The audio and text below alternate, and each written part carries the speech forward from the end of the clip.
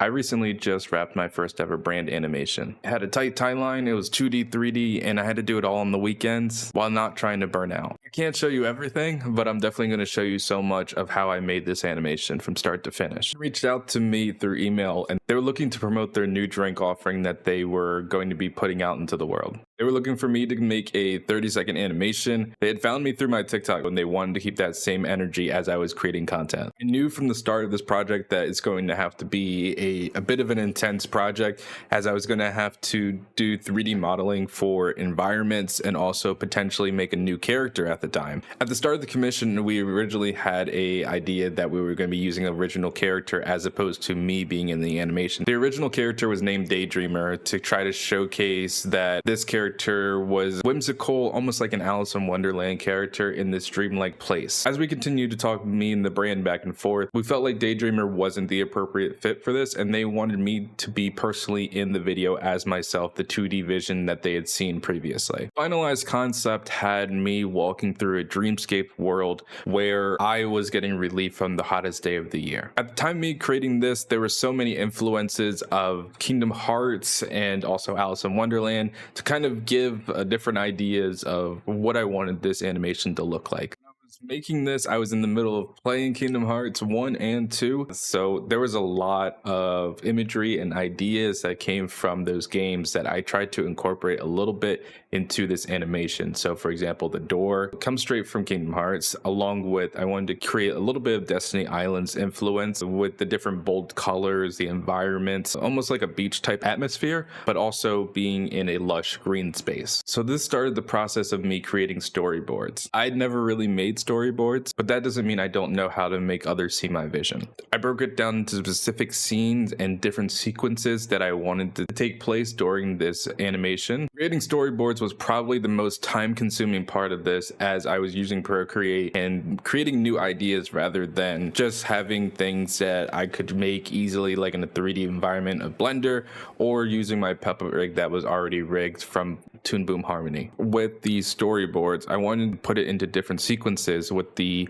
first sequence really talking through this storybook idea. The client that I was working with wanted us to have a romantic feel, a storybook novelization feel, so I felt like it was appropriate for me to have it be almost like those old 1930s, 40s Disney energy, where you have a elaborate storybook opening as these pages show the story that's about to unfold. I had recently seen the Sleeping Beauty book in real life, and it was awe-inspiring. It was something that stuck with me, and I wanted to capture that in this animation in some form. So we have the book opening, and as the book opens, you also see me in the book, and we're going to get transported into this world that I'm existing in. Sequence 2 involves me wiping away beads of sweat. You know, it's the hottest day of the year. I'm not immune to that, so wanted to make sure that we showcase a struggle for this animation, some point of tension. We didn't want it to just be straightforward, laying on the beach, laying in the grass, or whatever it may be, just relaxing. We want to show a point of tension to show why people should try this drink. After that, in sequence 3, we have me trying to find that escape. So that involves me taking this drink, finding a way out of it, and then eventually leading into this oasis, this wonderland, this new dimension that I can explore. And as I mentioned, that Kingdom Hearts influence with the door there, it leads to this wonderful world where the door has oranges all around it. And initially in the first pass, we had orange slices along the tops of the door to kind of have it be a stained glass window effect. And we ended up scrapping that, but at first the door was a lot more elaborate. The door probably had the most edits, and I'll walk you all through all the different versions of the door actually. Sequence 4 had me walking out into the world and showing a long entry point into showing the setup shot of what this world looks like. This is the user's first entrance into this.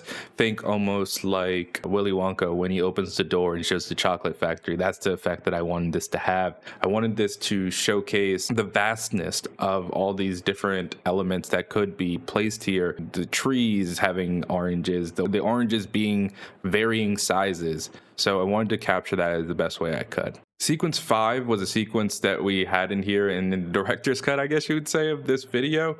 We had me touching different oranges, just brushing past things, looking at trees, a little bit of a longer sequence that ended up getting cut, but then leads into me grabbing an orange so we could have a bit of 2D, 3D interaction to make the world feel tangible and not just like I was placed into this world. Sequence 6 goes into that endpoint of me holding that orange and having a bit of that tangible element, like I mentioned, the 2D, 3D elements, but then it also shows a orange field where we have oranges floating down a river along with gigantic oranges that are larger than life, showing this world is not like our world. It's a little bit different. Then we move into some quick shots, like for example, we have a test kitchen where the drink is being created from different oranges along with vanilla. We see beaker glasses, we see a lot of oranges and just concoctions being created to make this drink. And then lastly, we have the final sequence, sequence 7, which is me relaxing on a bed of grass, and then the grass, we zoom away and we see the logo of the company with the orange rolling past me in the background. Storyboards didn't require much edits. The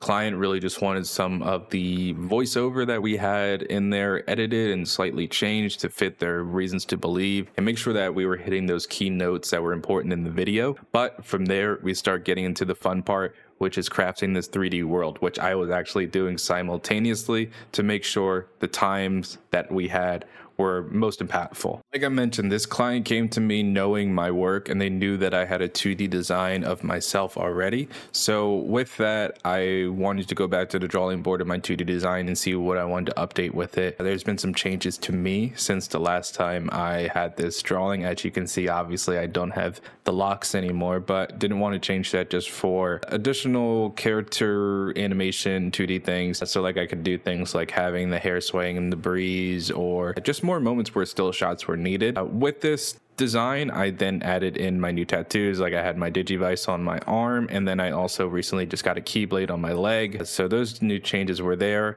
along with, let me see if I have it in here. Yeah, I do. I wanted to make my shoes into the color of the brand, what they sent me, so I changed that out to blue as well to match the brand colors that they were looking to have in this video. As you can see, this is actually the file that I used to animate that sequence that they were talking about previously. This is just an incremental, so I used that initial video and then I made a copy to then get to this point. So this specific one that I'm on right now is a secondary animation. So what I mean by that, this is a copy of the first round of the brand's animation that I did. So this has more of the later sequences in it, but we'll use this as an example of what I did, and then we'll go back to the original. So starting off in here, we can have like the shocked look where we have myself looking up at the door, eyes full. We'll do that again,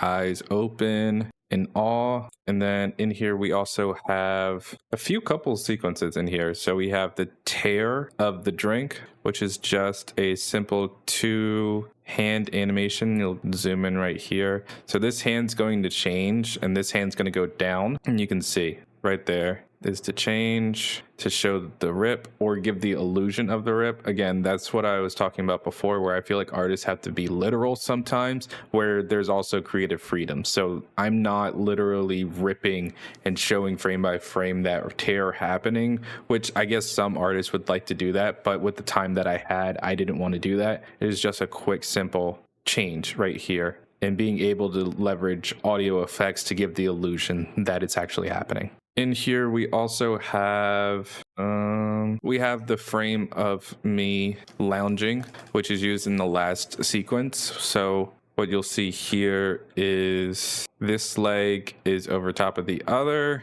I posed that so that it's looking like a lounging sequence. Arm behind the head. Shirt's kind of bunched up because when you're laying down, your shirt kind of bunches up. So I wanted to make that clear. Along with this is a substitution. So this is a different hand to have the drink look like it's going into its mouth. But if I were to move this again, it is not connected to the mouth. It is just giving the illusion that it is placed there. So I think that's all the sequences that are correct on this one. So let's move over to the other sequence. Like I mentioned, here's one where I had my hair blowing in the breeze, wanting to leverage some of that effects. So if it's sitting still, it wasn't just looking like a static photo, it was still having a bit of life to it. So let's move to the other animation. Some of this has been changed since I had to do a bunch of work on this in the process, but I'll show roughly what I was able to do. So this is from sequence 3, where I'm looking off in the distance and kind of, I guess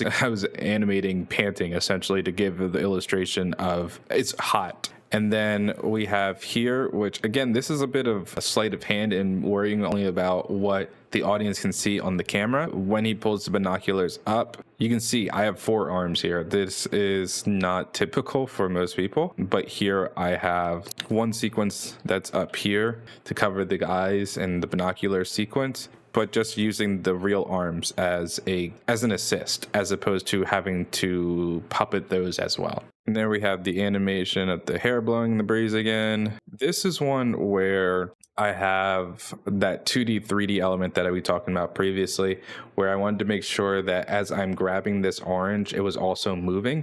So I have a peg system in this orange as well. So as I go to touch it, it's going to rotate on that axis. So as I reach and grab it, it lightly moves. It bounces just a little bit as I touch it, just like if it was on a vine. This hand is also a sequence, so it is not moving behind things. It is just a new drawing. I wanted to make sure that as I was creating things, I wasn't overcomplicating the process. I didn't want to then start using cutters or things like that. Just wanted to make a new drawing substitution to make it work accordingly. This is another sequence that was cut where I'm walking as a walk cycle, and I would look to the left and see some scenery, and then also to the right, and there was some scenery. This was ultimately cut as we were going through, and I'm actually happy about that because it was a bit clunky, like you'll see here. The beard just kind of switches over because I didn't have the time to do full rigging. Also, you can see missing a piece of my face right there is in between my hair. So ultimately happy that this was scrapped in the end. Now we're going to go one by one and start to show the process that I made for this animation. Like I said, we went through the storyboards, and I actually went by the storyboards one by one to make sure that I was hitting all the notes appropriate. I leveraged Blender for this, so all the 3D elements were in Blender along with the mixing of the 2D, 3D elements. And what I usually do is as I'm making art, whatever it may be, I have variations for each day that I'm working on a project. So if, for example, I'm working on a design on Friday, on Saturday, it gets a incremental add to it and it starts a new document with the same elements so that I don't lose my Friday's progress while also making new progress on the overall design. This is really helpful and is something that I've started to do recently. So just in case I don't like what I did on Saturday, I can go back to what I did like and start to edit that as opposed to feeling like, well, I have to work from here now. Starting off with the book, which is the sequence 1, I wanted this, like I mentioned, to be almost like that Disney open story book. So we have here a book laying on a velvet-esque fabric. We have underneath it just a solid plane in order to make sure that everything stays in place. And when the fabric was being created as a cloth, we had something to have it bunch against rather than just falling flat onto the ground. As you can see here, the book has grass on it. I wanted to have a bit of texture to make sure that it wasn't just a flat surface or a shiny surface. It was something that felt a little bit more tasty, I guess is the really best way to describe it in this environment, especially as I was learning from the client. They wanted to make sure that it had lush green land in all the different areas to make sure that people could see that it was thriving, I think is the best way to put it. So we have this book here along with the logo of the brand and orange slices, full oranges, some hex designs on the book cover as well. With this, I really wanted to just have it be very simple. So you can see in here, it's not complete. It's not something that I didn't make a full book. This is just a couple of planes that I was able to make it look like when it opens, it does look like a book. And I think that's something that artists have a hard time if they're very literal realizing that they don't have to be literal with their artwork. They can make something that resembles a book, for example. And when it opens, just because it opens like a book, people will interpret that it is a book. So we have this plane right here, and I have all these objects on the cover parented to the front cover as well. I watched a bunch of tutorials to find out how people were rigging books and trying to make them in Blender. A lot of them weren't really helpful, but some of them were. And what I ended up doing is parenting them to that front cover and having it animate so that the book cover opens like a book, and we see the inside covers, we see the inside pages. And inside we have this is a Photoshop file, PNG sequence, or whatever you want me to call it, of just a photo that I made. So I made a page of a book so that inside the cover, when the book opens, you would see me, and we'd be able to then zoom in using After Effects to be able to have a cut between the two of a 3D to a 2D environment. So the camera is really on top of this and trying to have this be a quick action sequence.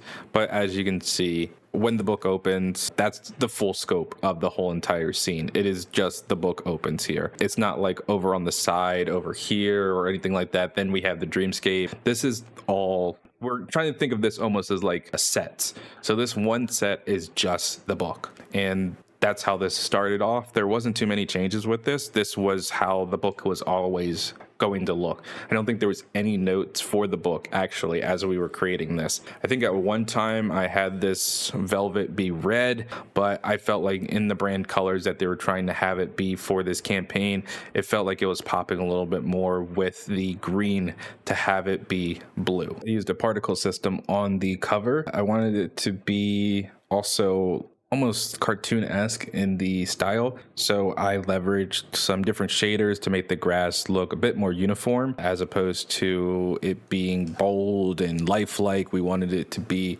more cartoon-esque. 2D. So the original door in this sequence had a lot more elements to it, I think is the best way to do it. This was the original draft that I made, and I wanted it to be almost like a bunch of vines going around it. I used a lot of grease pencil to be able to make these vines along with these squiggles that you see here. Overall, just trying to give the door some texture rather than having it be a bit plain. And on the top, I had it look almost like an orange slice. So that stayed consistent, and also the main door stayed the same as I started creating this end product. And we see a lot of great things here. Like we have the OVD being reflected all over. It's really cool to be able to have that with how the compositor is set up. We get these really beautiful, in the center here, these light fragments coming through. And I was really excited about this. This is something I'm a big light refraction person. So all these OVDs swirling down all the way into the center was really exciting to me. But that's part of the collaboration ventures. As you have these commissions, as you have clients, that might not have been what they're really interested in. So when I was looking at their kit, light refractions was not something that they wanted reflected in their content. They also wanted to be very high noon, no shadows. This was something that felt a bit over the top and not in line with what the brand was trying to do. So not for this project, even though it was a bit exciting for me and I'm happy with how this turned out initially. They wanted a little bit more on brand, and also they wanted it whimsical, but they also wanted it more on brand. So let me show you where we landed. So all of these sets are spaced out and separate from each other. I wanted them to feel like their own worlds within worlds. We still are getting some really nice light refractions in this room, but with this, it's a bit more simple. It's not as obvious as the one that I originally had. We have a bunch of oranges in the geometry node framing this door, and the door is the same one that you saw previously, but now we have this nice, beautiful, almost wreath around it. And you can kind of see here, there is a long hallway here, and this long hallway is a later scene projected into a tunnel. And I did this because I didn't want this door and the next scene to be in the same sequence, but I wanted to have it feel like a grand reveal, almost like that Willy Wonka that I mentioned earlier. So in this scene, we have that long hallway in this black void along with the wreath, and then Can't forget myself. So I have 2D me here. This is a back view. So even if I turn around, it is still just me. It's still the back view of me. And I positioned myself low so that it looked like this door was gigantic. And we have the door close, and as the camera zooms back, the door then opens and we see this world. We also have these nice beautiful lights that reflect off the door right here, but not too different from what we originally had, but definitely different. After we have that rip and pour of the drink being poured into the water bottle, we have a bunch of quick cuts. So for example, we have that water bottle shot that I just mentioned, along with the cells to make it look like molecules are happening along with the hex code. So I'll walk you through those different things. Starting with the water bottle, this sequence is set up almost like a product photography, product video. So we have the water bottle here along with a backdrop, which is the brand color, and the ground. The water bottle is not really a water bottle. It's more just like this represents a water bottle. And we have a particles from an emitter going into the actual bottle. So if I were to turn this on, you can now see we have a glass shader on the glass onto the bottle to make it transparent, and we can see the particles through it. And we also have a liquid in the bottle representing like water. So if I go to this view, you can now see this is the camera view. We have the particles being poured into the liquid. Just a quick sequence. For the cells, I followed a animation tutorial that I found on YouTube, but I pretty much followed that along with making my own tweaks here and there in regards to the colors. So we have these cells and they move and shake with the energy. I flipped this to have it be vertical since this was a vertical animation, but you can see here what it looked like with these animations and these 3D molecules, which was a beautiful sequence to do. It was really cool to see some of these lights bouncing off of it, just giving it more of that 3D energy, 3D vibe. And then lastly, the hex code. The brand had a hex code that they wanted included. It was their branded hex code for this product. So I thought through how can I make this animated as opposed to just showing the static hex code on screen. I used that hex code and broke it down in After Effects to have some of the elements animated, and then I imported it. So you can see the hex code that's being animated here. I put it into a particle emitter so that multiple of them would be pushing out to the screen at a time and kind of giving that overwhelming GIF that you'll see sometimes of people learning different facts and their mind exploding. Sequence was the hardest on my computer as it uses a lot of grass. It also has a bunch of geometry nodes and it's just a lot of computing power in order to make it. It was one that I was hoping we would only have to run once and then the sequence would be perfect. That's not the case, obviously, but it was nice to be able to make this. It's not a full scene, like the grass doesn't go everywhere and the skybox is not really a skybox. But from here, we were able to build out a character, which was me, walking through this dirt path that we see here to then create the illusion and the feeling that it's walking into a larger world. In the director's cut, we had some cutaways to some of those trees that you see there, where it would showcase more of the world and the world building with these oranges on this tree, but that was ultimately scrapped. The sequence, it is the test kitchen scene where we have a bunch of trees that have the oranges outlining and surrounding myself, who is in this like almost aquarium-esque viewing location where you can see the test kitchen being conducted. And we have a bunch of oranges in the scenes as well, which is great to see. The 2D version of myself in here is just a transparent plane on this scene where you could see me looking around, and it's the same frame from the door sequence, along with you have some clouds in the background and a skybox. So again, with all my artwork, I focus on what can the camera see as opposed to what does the scene look like in real time. So there is no ground.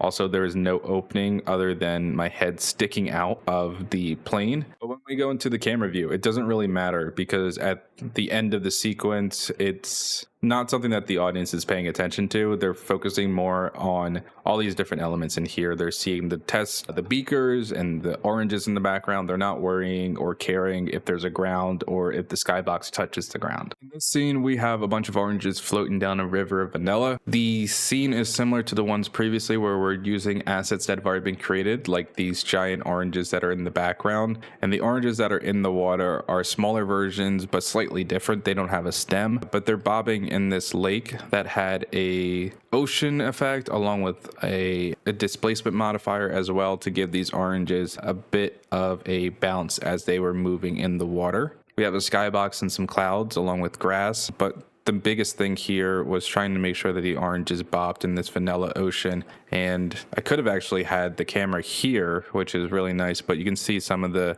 artifacting here with some of the stems floating up in the sky, which I wasn't too thrilled by. But it was really cool because I've never done something like this and have something floating in the water like a buoy or, you know, whatever object may be. But all these oranges are individual objects. Like, for example, I can move this one and it's not moving all the rest of them. Some of them are part of a particle. It's really nice to have all these different oranges in here, and they vary in size. And there's grass on the side, and it looks like a lush green land with these giant oranges that is sitting in this field. The last sequence has me sitting in a lush green space. Similarly to the ones that we've seen, the building blocks are the same with each scene. So we start off with the grass and particle system, and from there we can be a bit more imaginative to how this turns out. I had the brand's logo written or created in this grass shape, where you have a teardrop or water droplet with the hexagon around it. You can see that I'm just a thin plane that's levitating above this first batch of grass, and the grass is really high off the ground. So as we get into the camera view, you can't tell, but just really carving out what the camera is going to see here. But this is probably the largest amount of grass that I did for this whole entire animation. And we have just a giant orange here that rolls past me as the scene progresses. It was an absolute pleasure to work on this piece, and I hope that I'm able to do more in the future, and this is just the start. I've always wanted to do an animation for a brand, and it's awesome that a brand let me be me, both literally and creatively, and make something that feels authentic to their brand, but also authentic to the worlds that I make and create. I hope that this is the start of something more. But if it isn't, I'm just happy that I was able to do it and excited for all of you to see it. And I hope that all of you like it as much as I like it. See you next time.